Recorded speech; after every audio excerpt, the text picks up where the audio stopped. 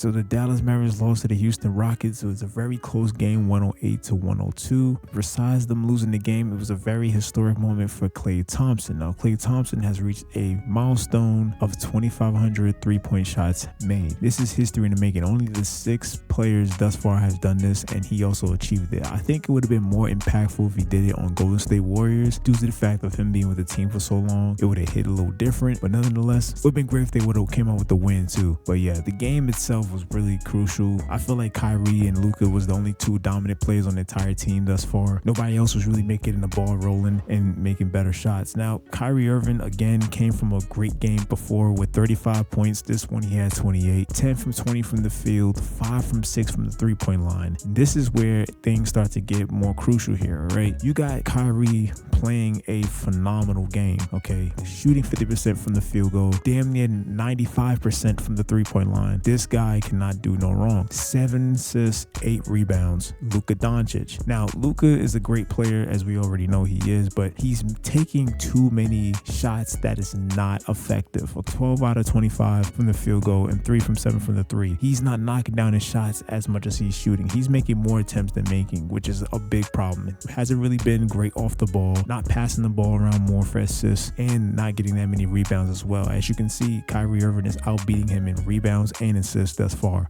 as well as better in field goal percentage. Then you got Klay Thompson.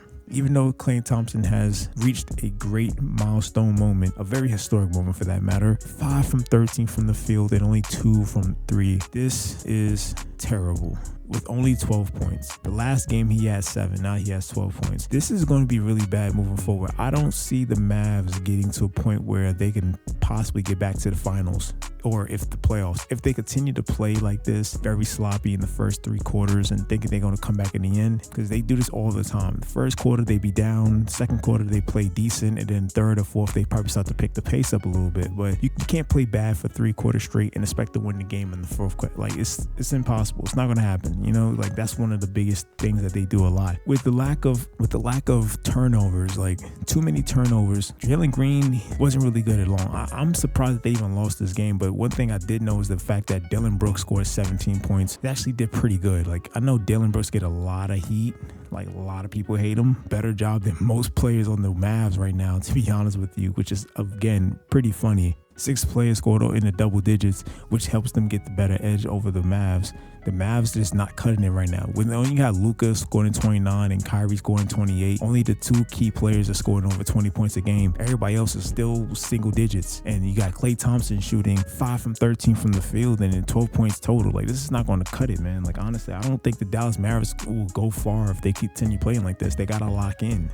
If you expect to go to the finals like you did last year, you have to lock in to some degree. Like, you can't play like this. This is ridiculous. Then you got Spencer Dinwiddie 0 from 5. Like, come on, man. Like, pick up the pace, man. Like, if y'all really want to win, like, you can't keep playing sloppy. And that's the biggest issue I have with the Mavs. They'll play great, like, the last 2-3 minutes of the fourth quarter. Like, you can't do that. You got to play from beginning to end. The first quarter, you got to set the tone early.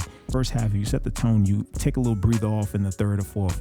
You can't just expect to play bad all 3 quarters and out of nowhere, fourth quarter, you're going to win it all. Come on, this is not NBA 2K, man. This is real life, okay? Like, probably in a video game it work, but in real life it ain't going to work like that.